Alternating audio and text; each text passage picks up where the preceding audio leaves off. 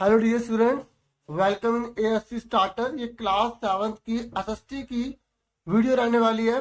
Hindi medium हो या आप इंग्लिश मीडियम हो, आप दोनों के लिए वीडियो बहुत ज़्यादा बेनिफिशियल है। रिवीजन के लिए वीडियो बनाई जा रही है। 7वीं क्लास के जितने बच्चे हैं इसे जरूर देखेंगे, ठीक है।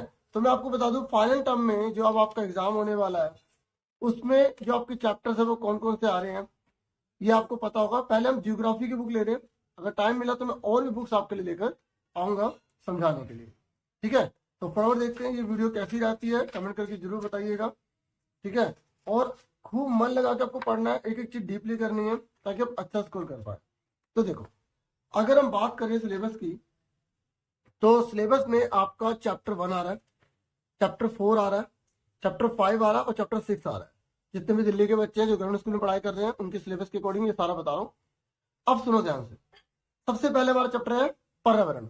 अगर आपसे पूछ ले कि पर्यावरण या एनवायरमेंट किसे कहते हैं तो आप क्या बताओगे? बोलोगे जो हमारे चारों ओर का वातावरण होता है ना, which is in our surrounding is called environment. जो भी हमारे चारों ओर है उसे एनवायरमेंट कहते हैं। Which is in our surrounding is called our environment, ठीक है। ब्रीफली बताऊंगा, ध्यान से सुनना, समरी में समझाऊंगा। अगर एग्जाम में क्वेश्चन आ जाए कि पर्यावरण के घटक कौन से हैं, अगर आपसे पूछेगा कि जो कॉम्पोनेंट है ना ऑफ एनवायरमेंट के वो कौन से हैं, तो एक होता है नेचुरल, एक होता है ह्यूमन मेड, एक होता है ह्यूमन खुद। तो 3 होते हैं। अगर एग्जाम में पूछ लेगा ना पर्यावरण के घटक कौन से हैं एमसीक्यू में, तो 1 2 3 ये 3 होते हैं। और चौथे वाला बोलेगा कि तीनों, तो तीनों होते हैं। अगर आपसे पूछेगा कि जो नेचुरल है ना, नेचुरल में क्या क्या आता है, तो एक आता है एयर, जिसे बोलते हैं एटमोस्फेयर। अगर एग्जाम में डेफिनेशन पूछ ले एटमोस्फेयर किसे कहते हैं, the air in our surrounding that is atmosphere. The water in our surrounding is called hydrosphere. जो वाटर है ना वो हाइड्रोस्फीयर है, जलमंडल। अगर आपसे पूछेगा जलमंडल में क्या क्या आता है, बताओ जलमंडल में क्या क्या आता है, क्योंकि उसी को घुमा के पूछ देगा। जलमंडल में आप बता देना सर जलमंडल में नदियां आती है, तालाब आते हैं, पोंड आते हैं, रिवर आती है, ठीक है, लेक्स आती हैं। और वायुमंडल में आपसे क्या पूछेगा, तो वायुमंडल में तो एटमोस्फेयर बताओगे और वायुमंडल में आप सारी लेयर बता दोगे, ठीक है।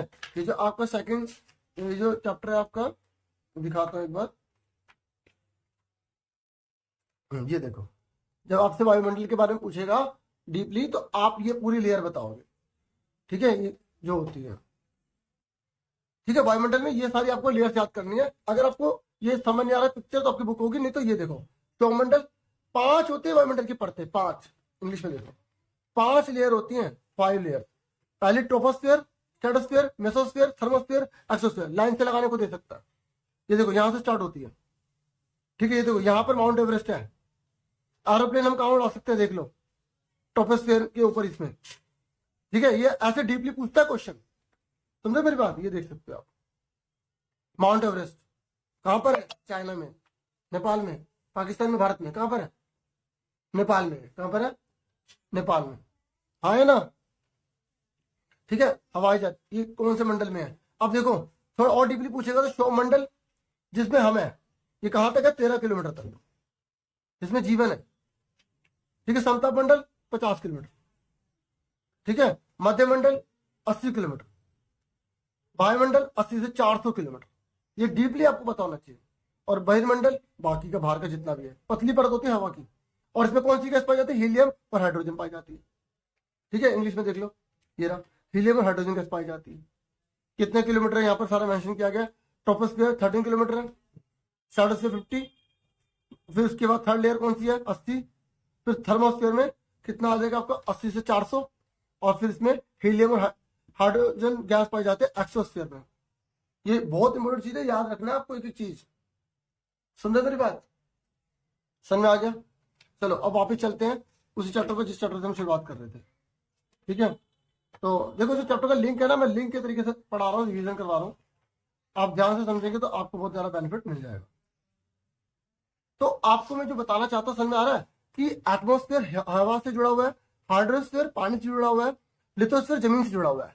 अब जमीन पर क्या क्या होता है बता सकते हो, जमीन पर क्या क्या होता है, सड़क होती है, ठीक है, पहाड़ होते हैं, मैदान होते हैं, हाँ या ना, होते नहीं होते डियर। तो इस तरीके से। और अगर पूछेगा बायोस्फीयर क्या है, अगर आपसे पूछेगा जैवमंडल क्या है, इन तीनों को टोटल कर दोगे तो उसे बोलेंगे जैवमंडल। अगर आपसे डेफिनेशन पूछ ले कि बायोस्फीयर क्या, आपको नहीं पता, आप इन तीनों को प्लस लिख दो, lithosphere plus atmosphere plus hydrosphere is equal to biosphere. तीनों का टोटल होगा तो बायोस्फीयर बनेगा। ये नेचुरल थे, क्या थे? नेचुरल थे, ठीक है। उसके बाद आ जाओ ह्यूमन मेड, इंसान ने क्या क्या बनाया है भाई, इंसान ने क्या क्या बनाया। अब इंसान ने इन तीनों पे चीजें चलने वाली बनाई है, बता दो। Building, park, bridge, road, monuments, industries, Hindi में देख लो सड़क, पुल वगैरह, बांध वगैरह, हाँ है ना। अब इंसान क्या है अपने आप में? इंसान भी तो पर्यावरण का घटक है। इंसान ने क्या करा? एक अकेला व्यक्ति हो गया, फिर उसका परिवार हो गया, थोड़ा बड़ा हो तो समुदाय बन गया, फिर धर्म, शैक्षिक, शिक्षा, एजुकेशन, आर्थिक और पॉलिटिकल, कि कैसे देश को चलाना। ये सारे ह्यूमन के कंपोनेंट हैं। समझ में आ रहा है? अब एग्जाम में क्वेश्चन आता है बायोटिक और अबायोटिक क्या होता है। बच्चे इसको इग्नोर कर देते हैं, ये जो ये कलरफुल चीजें होती है ना, बच्चे इसको कलर में रख देते हैं। अब बायोटिक मतलब होते हैं जो जिंदा होते हैं, बस इतना रख लो। अबायोटिक जो जिंदा नहीं होते, लेकिन दोनों नेचुरल होते हैं। बायोटिक में कौन आएंगे? प्लांट और एनिमल आएंगे। अबायोटिक में लैंड आएगी, ठीक है, लैंड आएगी, इसमें और भी बहुत सारी चीजें आएंगी। जैसे आप बता सकते हो इसमें फॉरेस्ट बोल सकते हो, फॉरेस्ट, ठीक है। और रोग लिख दो। अब फॉरेस्ट के अंदर अगर जीव जंतु है, पेड़ पौधे तो जिंदा हो गए, है ना। तो आप इसका एग्जाम्पल लिखो ही मत, जो कंफ्यूजन वाला हो, ठीक है। क्योंकि उसमें फॉरेस्ट के अंदर हमें क्या बहुत सारी चीजें दिखाई देती हैं, जैसे हमें जमीन दिखाई देती है, तो वो क्या हो गई? अबायोटिक में हो गई, तो लैंड का एग्जाम्पल ही हो जाएगा। तो इसलिए इसका एग्जाम्पल आप रोक लिख दो, लैंड लिख दो, वाटर लिख दो, सोयल लिख दो, इस तरीके से, ठीक है, अबायोटिक में हो जाएगा। तो मैंने आपको एनवायरमेंट बता दी, आपको ये वाला बता दिया। अब आ जाओ लिथोस्फीयर। देखो वही चीज दोबारा से बता रहे हैं, ये लिथोस्फीयर। अगर एग्जाम में डेफिनेशन आ जाए लिथोस्फीयर क्या है, तो लिथोस्फीयर आप बताओगे जो हार्ड होती है लेयर, जो धरती की हार्ड लेयर होती है और टॉप लेयर होती है, उसे लिथोस्फीयर कहते हैं। अब हिंदी में एक बार देख लो, जीवीय और अजीवीय क्या है। जीवीय मतलब जो जिंदा होते हैं, जैसे पौधे हो गए, जीव जंतु हो गए। अजीवीय जो जिंदा नहीं होते, जैसे स्थल हो गया, मिट्टी हो गई, पानी हो गया, ठीक है। अब अगर आपसे पूछेगा कि स्थल मंडल किसे कहते हैं, तो बोलोगे जो पृथ्वी की ठोस कठोर परत होती है ना, पूरा पूरा मत लिखो, मेन पृथ्वी की जो ठोस परत होती है, जो ऊपर की परत होती है, उसे स्थल मंडल कहते हैं, जिसमें खनिज, चट्टान, मिट्टी वगैरह पाई जाती है, हाँ या ना। और ये पिक्चर देख लो, ध्यान से देख लो, ये देखो, ये जलमंडल हो गया, ये स्थल मंडल हो गया, ये वायुमंडल, तीनों को मिला तो जयमंडल। ये मैंने आपको बताया ना बायोस्फीयर, यहीं पर बहुत सी चीज बता दी इसमें, ठीक है। और उसके बाद आगे देखो, ये जलमंडल, जल के क्षेत्र को जलमंडल कहते हैं। अगर आपसे पूछेगा कि हाइड्रोस्फीयर किसे कहते हैं, जहां पर डोमेन ऑफ वाटर होता है, जो डोमेन ऑफ वाटर होता है, हाँ है ना। फिर अगर आपसे पूछेगा वायुमंडल किसे कहते हैं, तो बोलोगे पृथ्वी की जो चारों फैली हवा है, जो पतली परत है हवा की, उसे वायुमंडल कहते हैं। ये लिखा था एटमॉस्फेयर क्या होता है? पतली हवा की जो परत है चारों ओर, उसे हम एटमॉस्फेयर कहते हैं, ठीक है ना। समझ में आ रहा है ना? एक बार दोबारा से बता रहा हूँ ताकि एक बार में याद हो जाए, ठीक है। और जयमंडल किसे कहते हैं? जिसमें पौधे और जीव जंतु रहते हैं, जहां पर जीवन है, जहां पर जीवन है, उसे हम, पृथ्वी के उस एरिया को हम जयमंडल कहते हैं। और अच्छे से बताओगे तो बताओगे जहां स्थल, जल और वायु मिल जाती है और जीवन संभव होता है, उसे हम जयमंडल कहते हैं, ठीक है। इंग्लिश में देखो, अगर आपसे पूछेगा बायोस्फीयर किसे कहते हैं, तो आप क्या बताओगे? बोलोगे जहां लैंड, वाटर और एयर इंटरेक्ट होते हैं, जहां लैंड, वाटर और एयर इंटरेक्ट होते हैं और लाइफ को सपोर्ट करते हैं, उसे हम बायोस्फीयर कहते हैं, सिंपल लैंग्वेज में। अगर एग्जाम में आ जाए इकोसिस्टम किसे कहते हैं, पता है इकोसिस्टम किसे कहते हैं? ये एग्जाम में आ रहा था, पारितंत्र किसे कहते हैं, ये लिखा हुआ है, परिभाषा पूछ लेगा, परिभाषा लिखेगा, आपसे एग्जाम पूछ लेगा। तो पारितंत्र का मतलब होता है जिसमें जीव एक दूसरे पर निर्भर होते हैं, जिसमें जैव और जैव दोनों होते हैं और जीवन को संभव बनाते हैं। सिंपल लैंग्वेज में याद रख लो, इकोसिस्टम किसे कहते हैं? एक ऐसा सिस्टम जिसमें लिविंग और नॉन लिविंग थिंग अट्रैक्ट होती है, इंटरेक्ट होती है, वर्क करती है, ठीक है, और लाइफ को पॉसिबल बनाती है, लाइफ को पॉसिबल बनाती है, उसे हम क्या बोलते हैं? इकोसिस्टम कहते हैं। अब सबसे इंपॉर्टेंट चीज में आ जाता है बार्टर सिस्टम क्या होता है। अगर आपसे पूछेगा बार्टर सिस्टम क्या होता है, अगर आपसे पूछेगा वस्तु विनिमय क्या है, वस्तु विनिमय, आप बताओगे जो वस्तु के बदले वस्तु ली और दी जाती है, उसे वस्तु विनिमय कहते हैं, उसे वस्तु विनिमय पद्धति कहते हैं। When goods are exchanged for goods, when goods are exchanged for goods, जैसे आपने ये मोबाइल है, इस मोबाइल को किसी को दे दिया, बदले में से पेन ले लिया, तो आप वस्तु के बदले वस्तु ले और दे रहे हो ना, तो उसे बोलेंगे वस्तु विनिमय। ये लिखा, वस्तु विनिमय में पैसे का इस्तेमाल नहीं होता, ठीक है, ये लिखा, बार्टर सिस्टम में पैसे का इस्तेमाल नहीं होता। ऐसा सिस्टम जिसमें ट्रेड तो होता है लेकिन पैसे का इस्तेमाल नहीं होता। समझ में आ गई? क्लियर हो गया। और इंसान पर्यावरण को कैसे नुकसान पहुंचाता है बता दोगे? इंसान पर्यावरण को कैसे नुकसान, पोल्यूशन फैलाता है, अन्य प्रकार की मतलब पेड़ों को काटता चला जा रहा है, पोल्यूशन फैलाता चला जा रहा है। जैसे क्वेश्चन आ गया कि इंसान ने पर्यावरण को बदल दिया, तो कैसे बदल दिया है? तो आप बोलोगे इंसान जैसे जैसे डेवलप हुआ है, उसने स्किल डेवलप किया, एजुकेशन डेवलप किया, ठीक है, उसने क्या करा, अपने एनवायरमेंट में बहुत से पेड़ों को काट दिया है, बिल्डिंग्स वगैरह लगा दी है एजुकेशन की वजह से, और लालच की वजह से इंसान ने बहुत सी चीजें अपना बना के लिख दिया। और फिर अगर ये पूछे पौधे और जानवर एक दूसरे पर निर्भर क्यों है, देखो अगर आ जाए प्लांट और एनिमल एक दूसरे पर डिपेंड कैसे हैं, तो पौधे जीव जंतु एक दूसरे पर कैसे निर्भर है बता दोगे? कि पौधे द्वारा जो बनाया हुआ मतलब सामान होता है, ये जो चीजें होती है वो जानवर यूज करते हैं, और जानवर द्वारा जो वेस्ट मटेरियल होता है या बहुत सी चीजें होती है वो पौधे इस्तेमाल करते हैं, इसलिए एक दूसरे पर निर्भर होते हैं। अब पौधे जो है पत्तियां वगैरह उसे जानवर खा रहे हैं, और जानवर के द्वारा जो अपना वेस्ट मटेरियल निकाले जा रहे हैं उसे पौधे यूज कर रहे हैं, हाँ या ना? इस तरीके से दोनों एक दूसरे पर निर्भर होते हैं। मतलब कोई भी क्वेश्चन है छोड़ के नहीं आना, अच्छे से बना के लिख के लाना। अगर पूछेगा मानव निर्मित 4 चीजें बताओ, तो बता दोगे 4? मानव निर्मित कौन कौन सी 4 चीजें होती है? जैसे आप सड़क बता सकते हो, आप बगीचा बता सकते हो, ठीक है, भवन बता सकते हो, इस तरीके से कुछ भी बस सही होना चाहिए, ठीक है। तो ये चैप्टर मैंने आपको थोड़ा थोड़ा रिवाइज कराया, मैं ये नहीं कह रहा कि मैं पूरा डिटेल में बताया, मैंने आपको मैंने बताने की कोशिश किया। अब अगले चैप्टर देखते हैं।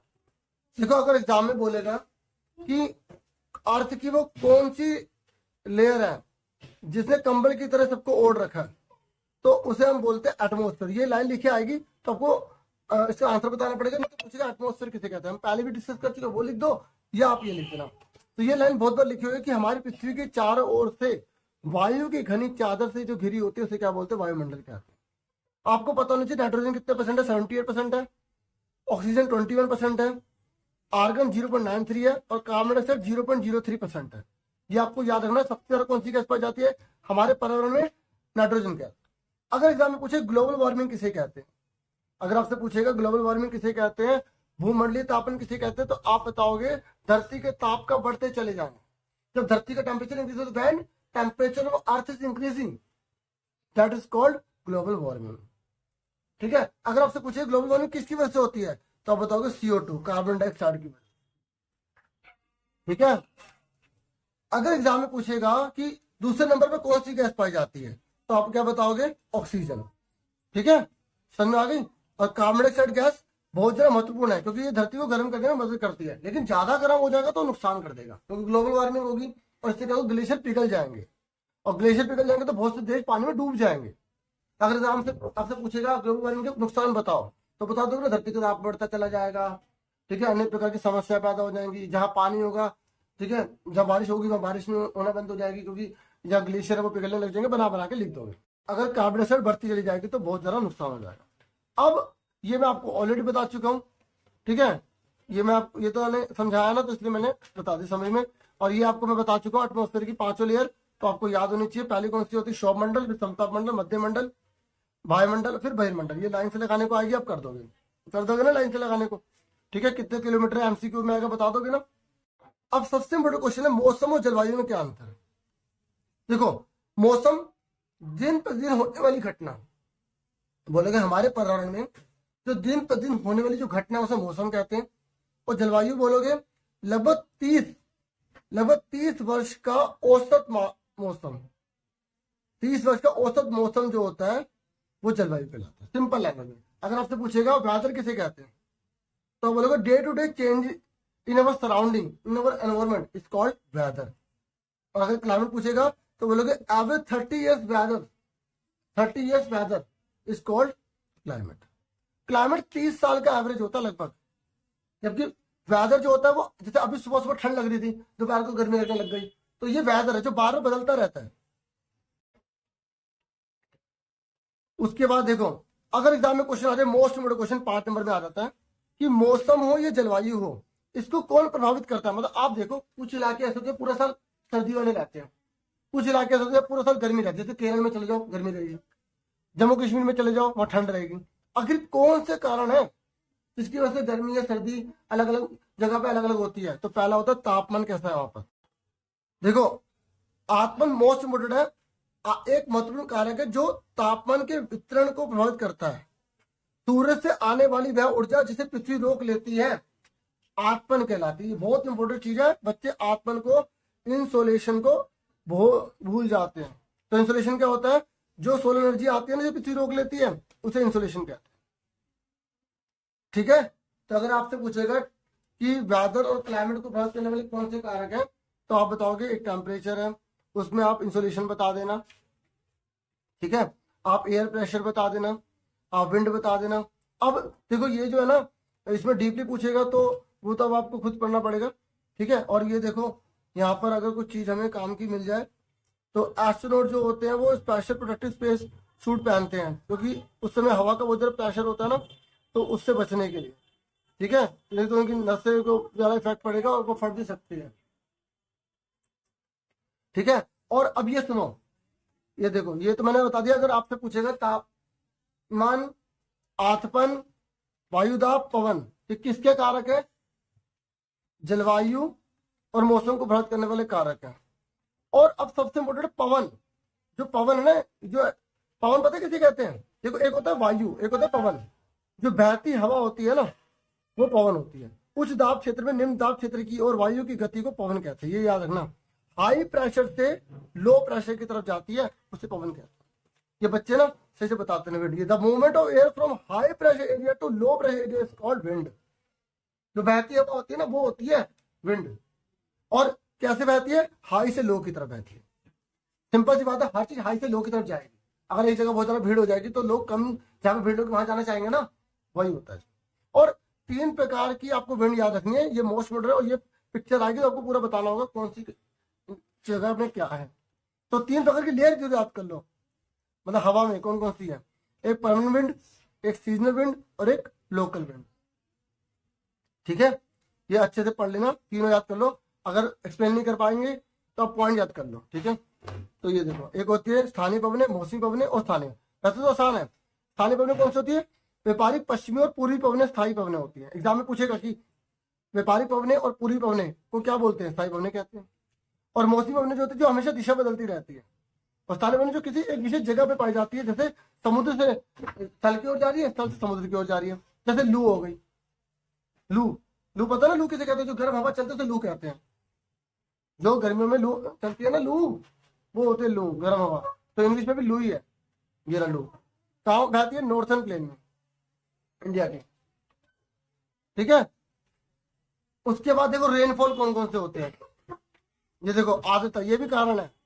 तापमान, मतलब अभी देखो सुनो, ये जो मैं आपको बता रहा हूँ मौसम और जलवायु, तो एक हो गया तापमान, एक हो गया वायुदाब, एक हो गया पवन, इनके अंदर के क्वेश्चन पूछ सकते हो, और एक हो गया आर्द्रता। तो अगर बड़ा क्वेश्चन पूछेगा कि मौसम और जलवायु को प्रभावित करने वाले कारक कौन से हैं, तो आप 2-2 पॉइंट बता देना इसमें। नहीं तो किसी को अकेला पूछ सकता है। और ये आर्द्रता मतलब हवा के अंदर पानी कितना मौजूद है। ठीक है, तो इसमें आपको याद रखना, इसमें वर्षा के 3 प्रकार होते हैं। एक सामान्य वर्षा, पर्वतीय वर्षा और चक्रवाती वर्षा, ये इंपोर्टेंट याद रखना। और जो जेट हवाई जहाज, आकाश में उड़ते हुए जेट हवाई जहाज अपने पीछे सफेद पथ चिन्ह छोड़ते हैं। इनके ऐसा एक्चुअली में वो धुआं होता है, वो नमी से संग्रहित हो इकट्ठा हो जाता है। अगर पूछेगा ना कि सफेद धुआं क्यों छोड़ देते हैं, तो बोले वो धुआं संघनित हो जाता है और इसलिए हमें कुछ देर तक दिखाई देता है। ये इंपॉर्टेंट चीज है। बच्चे ना चैप्टर पढ़ते नहीं डीपली, फिर नंबर कहां से लाएंगे? समझ आ गई? और देखो वर्षण में, वर्षण मतलब जब बारिश होती है तो किस रूप में होती है? हिम के रूप में, वृष्टि, ओले के रूप में, और बारिश के रूप में तो होती है। तो ये याद रखना इस चीज को। ठीक है, हेल हो गया, स्लीट हो गया, स्नो हो गया। अगला चैप्टर हम बढ़ जाते हैं बच्चों। अगला है हमारा ये वाटर वाला। तो देखो वाटर जीवन के लिए सबसे महत्वपूर्ण एग्जाम आएगा। पानी को बचाने के तरीके बताओ, पानी वाली क्यों जरूरी, पानी का संरक्षण। देखो संरक्षण वर्ड लिखा रहता है, बच्चों को पता नहीं होता संरक्षण होता क्या है। संरक्षण होता है बचाना, कंजर्व, कंजर्व मतलब बचाना। पानी को कैसे बचा सकते हैं। और वर्ल्ड वाटर डे कब मनाया जाता है, कमेंट करके बताएगा। ठीक है, और ये मैप आएगा आपके एग्जाम में, तो मैप अच्छे से कर लो। ये दक्षिण अमेरिका, अफ्रीका, एशिया, ऑस्ट्रेलिया, उत्तरी अमेरिका, ये सब कहाँ पर है।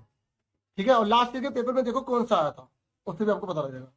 ठीक है, ये यांगी, कैस्पियन सागर और ये दोनों भी नदी, ये सब आप एक बार देखिए।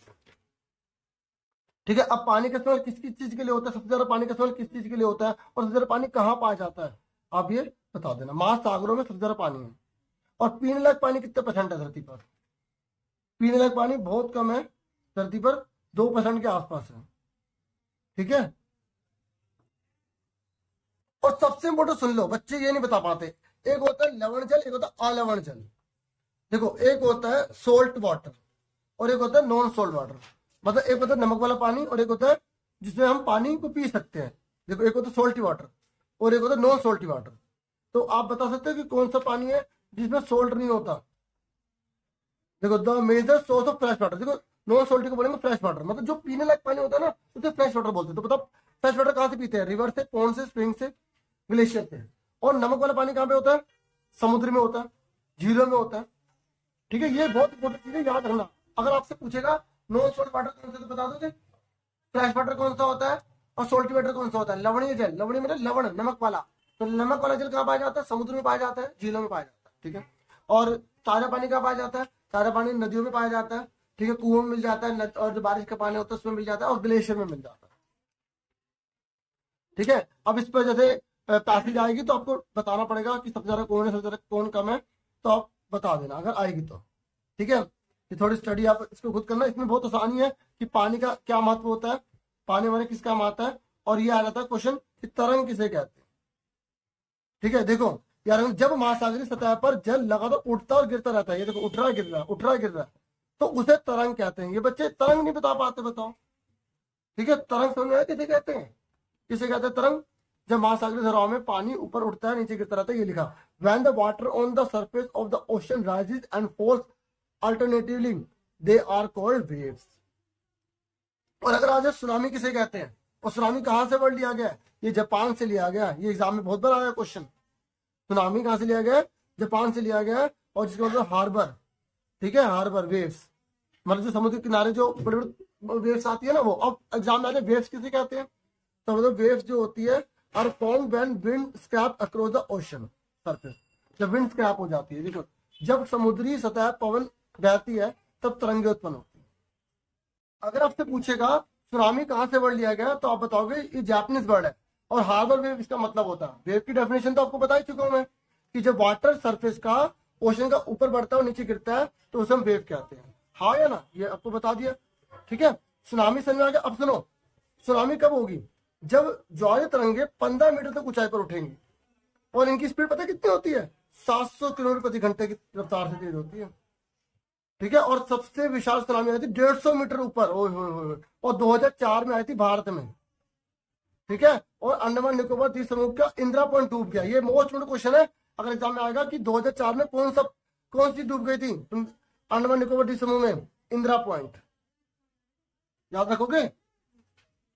ठीक है, ये याद रखना, इंदिरा पॉइंट जो है वो डूब गया था। ये रहा अंडमान निकोबार में, आइलैंड में सबमर्ज हो गया था सुनामी में। कौन सा? इंदिरा पॉइंट। ये बच्चे डीपली याद करते नहीं है ना, फिर एग्जाम में नंबर कैसे लाएंगे? ठीक है, तो ये मैंने आपको बता दिया। अब टाइड सुन लो, the rhythmic rise and fall of ocean water twice in a day is called tide. Tide वो होता है जो एक दिन में 2 बार निकलते हैं। देखो एग्जाम में टाइड कितनी बार होता है? 2 बार उठता है। 2 बार का नियम होता है, जब महासागर का जल 2 बार उठता है, ऊपर की ओर नीचे की ओर, ऊपर की ओर नीचे की ओर, 2 बार। एक बार सुबह जब सूरज निकलता है, एक बार शाम को जब सूरज ढल जाता है, तो उसे ज्वार भाटा कहते हैं। ऊपर उठने को क्या बोलते हैं? ज्वार। नीचे गिरने को क्या बोलते हैं? भाटा। ये ग्रेविटी की वजह से होता है। ये लिखा, ज्वार कब होगा? जब ऊपर उठेगा, और भाटा कब होगा? जब नीचे की ओर गिर जाए। ये एग्जाम में आएगा तो बता दोगे ज्वार भाटा, ये रहा। ठीक है, ऊपर उठना और नीचे गिरना। ठीक है, और ज्वार भाटा क्यों आता है ये आपको पूरी टेबल ये बना के दिखानी पड़ेगी, बताना पड़ेगा। ठीक है, उसके बाद महासागरीय धाराएं। तो महासागरीय धाराएं देखो, आपसे पूछेगा ठंडे पानी की धारा का नाम बताओ, कौन सी बहती है? गर्म पानी की धारा कौन सी होती है? तो ये इसमें लिखा हुआ है, आप इसमें देखो ध्यान से। ठंडी धाराएं ध्रुवों और उच्च अक्षांशों से उच्च कटिबंधीय या निम्न अक्षांशों की ओर प्रवाहित होती है, ये रटना पड़ेगा आपको। और लैब्राडोर महासागरीय धाराएं शीत जल धाराएं होती है, ये बहुत इंपॉर्टेंट है। जबकि गल्फ स्ट्रीम गर्म धाराएं, ये एग्जाम में आएगा कि गल्फ स्ट्रीम धारा कैसे होती है? गर्म है ठंडी? तो आपको बताओगे गर्म होती है। सुन मेरी बात? तो ये मोस्ट इंपोर्टेंट चीजें हैं, ये आपको याद करनी है। ठीक है, देखो महासागरीय धाराएं गर्म या ठंडी हो सकती है, तो महासागरीय जो धारा होती है वो गर्म भी होती है और ठंडी भी होती है। ठीक है, और सुनो सुनो सुनो, कुछ ऐसी भी जगह होती है जब गर्म और ठंडा दोनों मिल जाता है, और जहां गर्म और ठंडा मिलता है ना, वहां कोहरे वाला मौसम बनता है, और वहां पे नाव चालन में बाधा उत्पन्न होती है, पर नाव चलाना बहुत मुश्किल हो जाता है वहां पे। ठीक है। और एक और फायदा है इसका, गर्म और ठंडा जब मिलेगा ना, वो मछलियां बहुत ज्यादा होंगी। जिस स्थान पर गर्म या शीत जलधारा मिलती है वहां पर मछलियां बहुत ज्यादा होती हैं, क्योंकि वहां पर ना ज्यादा गर्मी होती है ना ठंडी होती है। ये बहुत इंपॉर्टेंट चीज है एग्जाम में आएगा, मछलियां कहाँ पर होती है, जब गर्म और ठंडी जलधारा दोनों मिल जाती है वहां पर। समझ में आ गया? ठीक है। और ये याद रखोगे, अब ये मत करना भी सर आपने इंग्लिश में नहीं बताया, देखो थोड़ा दोनों में समझा रहा हूँ। ठीक है। और अगर हिंदी में बोले तो ये नहीं कि इंग्लिश में सुनेंगे नहीं, बिल्कुल इग्नोर कर देंगे। ठीक है। फिशिंग जो होती है वार्म एंड कोल्ड जो करंट होगा वहां पर ज्यादा होती है। और इसका नुकसान क्या, फायदा तो यह है कि मछली बहुत होंगी, नुकसान यह है कि यहाँ पर नाव वगैरह जो होते हैं, नेविगेशन वगैरह, ये बहुत दिक्कत होती है, ये नहीं हो पाती क्योंकि फोगी वहां पर एनवायरमेंट हो जाता है। ठीक है। और कहाँ पर पाया जाता है, अगर पूछेगा जब गर्म ठंडा है तो जापान बता देना, ईस्टर्न कोस्ट बता देना, नॉर्थ अमेरिका बता देना। ये यहाँ पर जो है, अब जैसे मैंने कुछ हिंदी में बताया कुछ इंग्लिश में बताया। ठीक है। तो ये दोनों ध्यान रखना, बहुत इंपॉर्टेंट चीज है। और गर्म ये लैब्राडोर ओशन जो है वो कोल्ड करंट है, और गल्फ स्ट्रीम जो है वो वार्म है। ये बहुत इंपॉर्टेंट क्वेश्चन है, अगर देना चाहो तो टीचर दे सकता है। ठीक है। सुनो अब फटाफट नेक्स्ट चैप्टर देख लो, ये वाला है आपका चैप्टर 6। तो देखो चैप्टर 6 जो है ना, ये हमारा जो एनवायरमेंट है ना, जो हमने बहुत सारी क्रियाएं करी हैं, बहुत सी चीजें बनाई हैं, और जो प्रकृति में रह रहे हैं उसकी क्या खास बात है उसके बारे में बता रखा है। तो जैसे आप एक तो मैप ये वाला कर लो, दक्षिण अमेरिका का पूरा मैप अच्छे से कर लो, एग्जाम में आ सकता है आपके। ठीक है। और दक्षिण अमेरिका की पूछेगा विशेषता बताओ, और ये फाइनल टर्म में तो ज्यादा आएगा इसमें से। ठीक है। तो आपको अच्छे से करना है। देखो बच्चों, अगर आपसे पूछेगा सहायक नदी किसे कहते हैं, आप बताओगे जैसे बड़ी नदी है, इस बड़ी नदी में जो छोटी नदी मिल जाती है ना, तो उसको और बड़ा कर देगी, और बड़ा कर देगी। तो जो छोटी नदियां बड़ी नदी में मिलती हैं उसे सहायक नदी कहते हैं। ठीक है। अगर आपसे पूछेगा कि ट्रिब्यूटरीज किसे कहते हैं, अगर आपसे पूछेगा ट्रिब्यूटरीज किसे कहते हैं, तो आप क्या बताओगे, जो स्मॉल रिवर मेन रिवर में आके, ठीक है, मिल जाती है ना, तो उसको हम क्या बोलते हैं, ट्रिब्यूटरीज कहते हैं। और अगर पूछेगा मेन रिवर किसे कहते हैं, जिसमें छोटी नदी आके मिलती है उसको मेन रिवर कहते हैं। समझ में आ रहा है? ठीक है। मैप करोगे। और अगर अमेजन के बारे में आगे विशेषता बताओ, तो अमेजन का क्लाइमेट बताना पड़ेगा आपको, उसके कुछ जानवर बता देना, वहां पे रेन फॉरेस्ट होते हैं, मतलब बहुत बारिश होती रहती है, वहां पे कौन से जानवर पाए जाते हैं, क्रोकोडाइल वगैरह पाए जाते हैं, क्या आपको बताना पड़ेगा। और रेन फॉरेस्ट के लोग अपना जीवन यापन कैसे करते हैं, वो शिकार करते हैं, मछली को पालते हैं। ठीक है। ये आपको बताना पड़ेगा। ठीक है। ये मेन में दो तीन चार बातें याद रख लो, कि अगर पूछेगा कि अमेजन बेसिन के बारे में 4 बातें मेन में बताओ, तो आप बता दोगे। अब इसका जैसे एक फेमस क्वेश्चन है कि जो चींटी खाने वाला जानवर है वो कौन सा है, टेपिर। कौन सा है, टेपिर। ठीक है। तो इस तरीके से ये आपको सारी चीजें याद रखनी है। ठीक है। अरे देखो बच्चों, एक इंपॉर्टेंट और चीज सुन लो, अगर आपसे पूछेगा कि स्लैश एंड बर्न क्या होता है, पता है क्या होता है स्लैश एंड बर्न? इसमें क्या होता है कि जो जंगल में जाने वाले जीव जंतु होते हैं ना, जंगल में रहने वाले जीव जंतु होते हैं, वो ना अपना एक जंगल का इलाका जलाते हैं। ठीक है। उस जलाने के बाद उसको साफ करके फिर वहां पे खेती करते हैं, फिर उसके अगले इलाके में चले जाते हैं। तो इसको बोलेंगे कर्तन दहन प्रणाली, जिसमें कुछ इलाका जलाया जाता है, फिर साफ किया जाता है, फिर उसके बाद खेती की जाती है। इस तरीके से वो प्रक्रम चलता रहता है। तो इसे बोलते हैं स्लैश एंड बर्न फार्म। समझ में आ गया? इसमें पहले इलाके को जलाया, फिर उसे साफ करके उस पर खेती करी, फिर आगे चले गए, ऐसे वो बदलते रहते हैं। ये देखो जल्दी दे रखा ना, ये देखो। पर इससे क्या होता है, वनों को विनाश हो जाता है। क्या होता है, जो जंगल होते हैं मेन कट जाते हैं। फिर ये भारत के बारे में है कि गंगा ब्रह्मपुत्र बेसिन की खास बात क्या है। तो आपको जैसे अमेजन में कौन सी नदियां थी, आपको इसमें बताना पड़ेगा कौन कौन सी अमेजन की नदियां हैं। ठीक है। और अमेजन नदी है, अमेजन बेसिन की अमेजन नदी है सबसे इंपोर्टेंट, और इसकी सहायक नदियां होंगी जो जिसमें ये लिखा ये कहाँ से बहती हैं, ये बता रखा है, बाकी इसको देखना आप। ठीक है। और भारत के बारे में पूछ ले कि गंगा की सहायक नदी कौन सी है, गंगा की, तो गंगा की सहायक नदी कौन सी है, घाघरा, चंबल, गंडक, कोसी, सोन नदी। ठीक है। और सोन नदी जो है ना बिहार की एक तरह से दुखदायी नदी मानी जाती है, क्योंकि कोसी नदी होती है, सॉरी वो कोसी नदी होती है, जो काफी बिहार में बहुत ज्यादा मतलब बाढ़ आ जाती है उसकी वजह से। और अगर पूछ ले कि सुंदरवन डेल्टा कहाँ है, तो बताओ गंगा ब्रह्मपुत्र के मैदान पर पाया जाता है सुंदरवन डेल्टा। ठीक है। ये भारत के बारे में। और अगर आपसे पूछेगा जनसंख्या घनत्व किसे कहते हैं, तो आप बोलोगे 1 स्क्वायर किलोमीटर में कितने लोग रह रहे हैं ना, उसे जनसंख्या घनत्व कहते हैं। पर प्रति वर्ग किलोमीटर में कितने लोग रहते हैं, प्रति वर्ग किलोमीटर में कितने लोग रहते हैं उसे बोलेंगे। और ये ट्रिब्यूटरीज है भाई गंगा की, ठीक है। ये घाघरा, सोन नदी, चंबल नदी, गंडक नदी, ये गंगा की सहायक नदियां जो गंगा को और बड़ा कर देती हैं। और गंगा नदी कहाँ पर अपना पानी गिरा देती है, देखो गंगा यहाँ से होते हुए बे ऑफ बंगाल में अपना पानी गिराती है, ठीक है, बे ऑफ बंगाल में जाती है। ब्रह्मपुत्र नदी भी है जो अपना पानी बे ऑफ बंगाल में गिराती है यहाँ तक, ठीक है। उसके बाद आपको ये पता होना चाहिए कि कैश क्रॉप कौन से होते हैं, नकदी फसलें जिससे बहुत ज्यादा कमाई होती है, शुगर केन और जूट। बनाना जो है प्लांटेशन है, ठीक है। ये वेस्ट बंगाल में कौन कौन सी फसल पाई जाती है आपको इसे बताना पड़ेगा। पॉपुलेशन डेंसिटी मैंने आपको बता दिया कि 1 वर्ग किलोमीटर में कितने लोग रहते हैं, उसे हम बोलेंगे जनसंख्या घनत्व। तो उत्तराखंड में कितना है 189, क्योंकि पश्चिम बंगाल में 1029 है, बिहार में 1102 है। ये आपको याद होना चाहिए, एग्जाम में आपसे पूछ लेगा, ठीक है। सुंदरवन डेल्टा कब आ जाते हैं आप बता दो, बंगाल मतलब पश्चिम बंगाल में, ठीक है। और अगर आपसे पूछे कि अलग अलग जीव जंतु अपने एनवायरमेंट को अलग अलग तरीके से कैसे अपना लेते हैं, क्योंकि वहाँ का एनवायरमेंट वैसा होता है, वहाँ की जलवायु, वहाँ का खान पान, वहाँ का व्यवहार, किस तरीके से वहाँ का रहन सहन, क्लाइमेट वगैरह वगैरह बता दें, ठीक है। अब गंगा ब्रह्मपुत्र के ऊपर लॉन्ग क्वेश्चन आएगा तो बता देना। अगर वो पूछेगा कि ताजमहल जो है वो किस नदी के किनारे पर है, तो यमुना नदी के किनारे पर है, ठीक है। ये ऐसे तो क्वेश्चन डीपली पूछता है, बच्चे इसको इग्नोर कर देते हैं। तो काजीरंगा कहाँ पर है, काजीरंगा असम में है, ठीक है। इस तरीके की चीज आपको पता होनी चाहिए। बाकी इसकी ना इंडेक्स के क्वेश्चन अच्छे से कर लेना। और झीलों के क्या फायदे, नदियों के क्या फायदे हैं, नदियां जल के स्रोत होते हैं, पानी प्रदान करती हैं, नहाने के धोने के, फैक्ट्री में यूज किया जाता है, ठीक है, नाव चलाने के लिए यूज किया जाता है, इस तरीके से, ठीक है। और पैटर्न के लिए बहुत महत्वपूर्ण है, पर्यटन मतलब लोग घूमने आते हैं, ठीक है। और ये बहुत इंपॉर्टेंट, बहुत बार आया हुआ है कि जो ताजमहल है वो किस नदी के किनारे पर है, यमुना नदी में। दिल्ली में कौन सी नदी बहती है, यमुना नदी बहती है, ठीक है। तो डियर मैंने समरी बताने की कोशिश की है। बाकी टूकन क्या है, एक पक्षी है, ये आपको याद रखना है।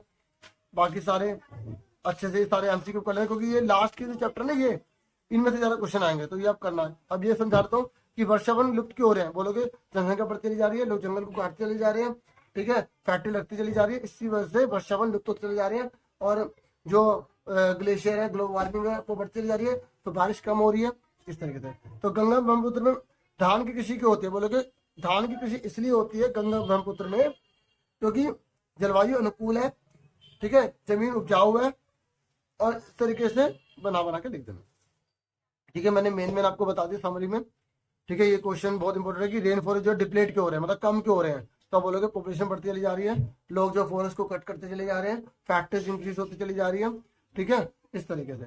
और पैडी जो है वो गंगा ब्रह्मपुत्र प्लेन में क्यों ग्रो किया जाता है, तो आप बता दोगे पैडी इसलिए क्योंकि वहाँ पे क्लाइमेट फेवर में है, ठीक है। और जो है वो प्लेन एरिया है, सबसे बड़ा देखो अगर पहाड़ होगा तो कैसे उगेगा, ठीक है। और वहाँ की जो सोयल है वो क्या है, हेल्थी सोयल है, ठीक है, उपजाऊ मिट्टी है, इस तरीके से, ठीक है। बाकी ये भी एक बार पढ़ लेना झील के बारे में। तो डियर, और ये डॉल्फिन गंगा ब्रह्मपुत्र में कौन सी मतलब जीव पाया जाता है, डॉल्फिन। तो यहाँ पूछेगा डॉल्फिन कहाँ पाया जाता है, गंगा पुत्र नदी में आज भी मिलता है, और स्थानीय भाषा में सूसू कहा जाता है, ठीक है। और अगर सूसू का मतलब पूछ ले तो आप बताओगे अंधी डॉल्फिन, ठीक है। तो इतना ही था क्लियर। और क्योंकि पोल्यूशन बहुत बढ़ता चला जा रहा है तो इसलिए डॉल्फिन का भी जीवन खतरे में पड़ गया। कोई भी क्वेश्चन बना के आप लिख देना कि जल प्रदूषण बहुत हो रहा है, इसलिए जंतु का जीवन खतरे में पड़ता चला जा रहा है। तो डियर इतना ही था इस वीडियो में। तो मुझे पूरी उम्मीद है आपको वीडियो अच्छी लगी होगी। Thank you for watching and listening carefully. Take yourself dear students.